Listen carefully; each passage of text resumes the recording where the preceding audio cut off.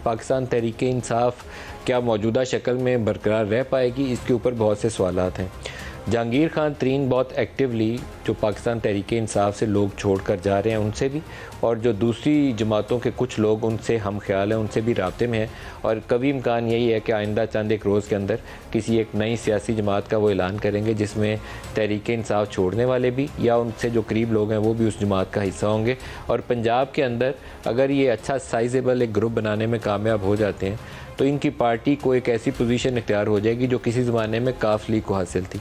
लेकिन काफ लीग को 2000 आप पीछे चले जाएं, जब मोहतरमा की असैसिनेशन के बाद पहले इंतखाबात हुए थे तो उसमें उनको ठीक ठाक सीटें मिल गई थी। उसके बाद वो अपनी स्ट्रेंथ कायम रखने में कामयाब नहीं हुए और वक्त के साथ साथ वो पार्टी टूटती गई। कल एक और बड़ी डेवलपमेंट ये थी कि फवाद चौधरी ने शाह महमूद कुरैशी से मुलाकात की, और शाह महमूद कुरैशी से उस मुलाकात के बाद वो बाहर आए और इमरान इस्माइल के साथ खड़े होकर एक प्रेस कॉन्फ्रेंस की, और उस प्रेस कॉन्फ्रेंस के अंदर उन्होंने तहरीक इंसाफ के बहुत सारे जो रहनुमा अभी हैं जमात के अंदर, पीटीआई के अंदर मौजूद हैं, अभी उन्होंने पार्टी से अलहदगी इख्तियार नहीं की, उनका भी नाम लिया, और जो छोड़ चुके हैं उनका भी नाम लिया, और कहा कि हमने इन सब से मुशावरत कर ली है और शरीफ और जरदारी के ऊपर तो पाकिस्तान को छोड़ना नहीं है, तो मिल के कोई फ़ैसला कर रहे हैं कि हमने क्या करना है। उसके थोड़ी देर बाद जो लोग पीटीआई का हिस्सा हैं तकरीबन सभी ने उसकी तरदीद कर दी। अब जो चीज़ें, अब फवाद चौधरी तो इसके ऊपर टाइट लिप्ड है, लेकिन जो चीज़ें हमारे इल्म में अभी तक आई हैं ये बड़ी इंटरेस्टिंग है। ये वाली स्टोरी मैं चाहूँगा कि प्रोग्राम के आगाज़ में हम अपने मेहमानों से इस पर राय भी लें।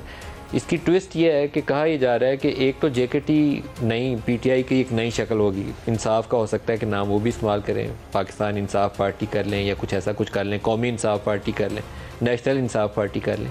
लेकिन जो मौजूदा पीटीआई है, अगर इमरान के ख़िलाफ़ मौजूदा पीडीएम की हुकूमत कोई ऐसे चार्जेस फ्रेम करती है या उनको नाअहल करार देती है या उनको जेल में डाल देती है, तो जो मौजूदा पीटीआई है उसका क्या बनेगा। शाह महमूद कुरैशी उसके वाइस चेयरमैन है, पार्टी हायरार्की के अंदर जो इमरान के बाद दूसरी पोजीशन है पॉलिटिकली वो शाह महमूद कुरैशी के पास है। तो शाह महमूद कुरैशी को आगे लगा के बाकी की जो बची कुची पीटीआई है उसको क्या एक नई पार्टी के तौर पर या मौजूदा पीटीआई को शाह महमूद कुरैशी के नीचे मुनज़्ज़म किया जा सकता है। ये एक ऑप्शन है जो बाज़ हलकों के ज़ेर गौर है, और हो सकता है कि उसी तरह की कोई पैगाम रसानी की कोशिश की गई हो जो किसी हद तक बैकफायर कर गई, क्योंकि उन लोगों को जिनके नाम आए थे उन्होंने इमरान की कॉन्सेंट के बगैर इस अमल का हिस्सा बनने से इनकार कर दिया, जिसकी वजह से फौरी तौर पर सब ने कहा कि जो भी फ़ैसला होगा इमरान की मर्ज़ी से होगा। कमो बेश सभी ने, फ़ारूक ने बोला, असद कैसर ने बोला, हमाद अज़हर ने बोला और कई और दीगर ने भी बोला। तो इसकी बुनियादी वजह शायद वो प्री मेच्योर अनाउंसमेंट थी जो फवाद चौधरी ने कर दी। अगर वो थोड़ा सा तवक्कुफ़ करते और इमरान से कॉन्सेंट ले लेते वो लोग तो शायद ये मामला आगे बढ़ता हुआ नज़र आता हमें, लेकिन ये आइंदा आने वाले दिनों में इस तरह की पेशरफ्त को रूल आउट नहीं किया जा सकता। नाज़रीन, जो शख्स अपनी जान देकर भी मेरे कप्तान के एहसान का बदला नहीं उतार सकता था उसने प्रेस कॉन्फ्रेंस कर दी। मेरे कप्तान के उस्मान बुज़दार पर एहसानात का जायजा लें तो एक तवील फहरिस्त सामने आती है। वो शख्स जो बमुश्किल एमपीए बना उसे मेरे कप्तान ने पूरी दुनिया से लड़कर वजीर आला बना दिया। पंजाब जैसे बड़े सूबे की वजारत आला के लिए बहुत बड़े बड़े नाम मौजूद थे जो इस ओहदे के अहल भी थे, लेकिन मेरे कप्तान की निगाह इंतखाब ने डेरा गाजी खान की पहाड़ियों से ये मोती ढूंढ निकाला।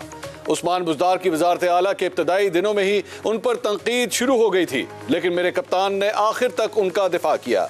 मेरे कप्तान अपने वसीम अकरम प्लस की मोहब्बत में इस कदर डूब गए थे कि उन्होंने उस्मान बुज़दार को ही तब्दीली करार दे दिया था। उस्मान बुज़दार ने मेरे कप्तान के इन एहसानात की जितनी कदर की वो आज की प्रेस कॉन्फ्रेंस से जाहिर है। नाज़रीन, मेरे कप्तान को गुज़िश्ता 24 घंटे में अपने 3 वज़राए आला की वजह से धचके लगे हैं। उस्मान बुज़दार ने सियासत छोड़ दी, परवेज़ खटक ने पार्टी ओहदा छोड़ दिया और परवेज़ इलाही गिरफ्तार हो गए। आज अदालत ने एक केस में परवेज़ इलाही को बरी किया तो साथ ही उनको दूसरे केस में गिरफ्तार कर लिया गया। परवेज़ खटक को मेरे कप्तान का अहम और वफादार तरीन साथी समझा जाता था। उनका ओहदा छोड़ना पार्टी का वाकई बड़ा नुकसान है। अब देखना यह है कि परवेज़ इलाही मज़ाहमत करेंगे या प्रेस कॉन्फ्रेंस करके मुस्लिम काफ को प्यारे हो जाएंगे। नाज़रीन, तहरीक इंसाफ के रहनुमाओं और कारकुनों की गिरफ्तारियों पर मेरे कप्तान रोज नए बयान जारी करते हैं। चंद दिन पहले उन्होंने बैठे बिठाए बयान जारी कर दिया कि जेल में तहरीक इंसाफ की खवातीन कारकुनों के साथ ज्यादती और तशद्दुद हुआ है। जब ये खवातीन अदालत में पेश की गई तो सहाफ़ियों के सवाल पर उन्होंने किसी ज्यादती और तशद्दुद की तरदीद कर दी। मुख्तलिफ बातें चल रही थी कि जेल में ख़वातीन पर तशद्दुद किया जा रहा है और इस तरह से क्या जेल में हमारे साथ कोई ज्यादती नहीं हुई, हमें जेल में रखना ही ज्यादती थी क्योंकि हमने कुछ किया ही नहीं तो रखना ही नहीं चाहिए।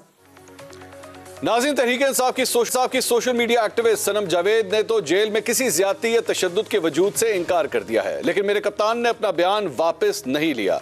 मुल्क की गंभीर होती सियासी सूरत हाल वाली तहरीक इंसाफ की ख़वातीन कारकुनान के बयान पर मेरे 10 सवाल हैं। सवाल नंबर 1, चंद दिन में तहरीक इंसाफ के 100 से ज्यादा रहनुमा पार्टी या सियासत छोड़ने का ऐलान कर चुके हैं। क्या तहरीक इंसाफ पर नजरियाती पार्टी ना होने का इल्जाम दुरुस्त साबित हुआ? सवाल नंबर 2, जिस तरह सारे इलेक्टेबल्स एक एक करके तहरीक इंसाफ को छोड़ रहे हैं, क्या तहरीक इंसाफ वाकई सियासी पार्टी कम और फैन क्लब ज्यादा थी? सवाल नंबर 3, उस्मान बुज़दार को मेरे कप्तान ने पूरी पार्टी के मुखालिफत मोल करके वजीर आला बनाया, मगर उन्होंने तहरीक इंसाफ ही नहीं सियासत छोड़ने का ऐलान भी कर दिया। क्या मेरे कप्तान को आज एहसास हुआ कि उनकी सिलेक्शन शुरू से ही गलत थी? सवाल नंबर 4, परवेज खटक का पार्टी ओहदा छोड़ना तहरीक इंसाफ के लिए बड़ा नुकसान भी है और कारकुनों के लिए झटका भी। क्या मेरे कप्तान अब अपनी मज़ाहमत की पॉलिसी पर नजरसानी करेंगे? सवाल नंबर 5, चौधरी परवेज इलाही को दोबारा गिरफ्तार कर लिया गया है, क्या उनकी रिहाई भी एक अदद प्रेस कॉन्फ्रेंस से मशरूत है? सवाल नंबर 6, तहरीक इंसाफ शदीद मुश्किलात का शिकार है, क्या बतौर सियासी जमात तहरीक इंसाफ अपना वजूद बरकरार रख पाएगी? सवाल नंबर 7, आसिफ अली जरदारी पंजाब में अहम मुलाकातें कर रहे हैं, क्या पीपल्स पार्टी से तहरीक इंसाफ में आने वाले पंछी दोबारा पर आने घोंसले में बसेरा करने वाले हैं? सवाल नंबर 8, अगला इलेक्शन जब भी होगा क्या मेरा कप्तान अगला इलेक्शन उनको लड़ने भी दिया जाएगा या नहीं? सवाल नंबर 9, तहरीक इंसाफ की अदालत में पेशी पर आने वाली ख़वातीन कारकुनों ने अपने साथ किसी भी ज्यादती की तरदीद की है।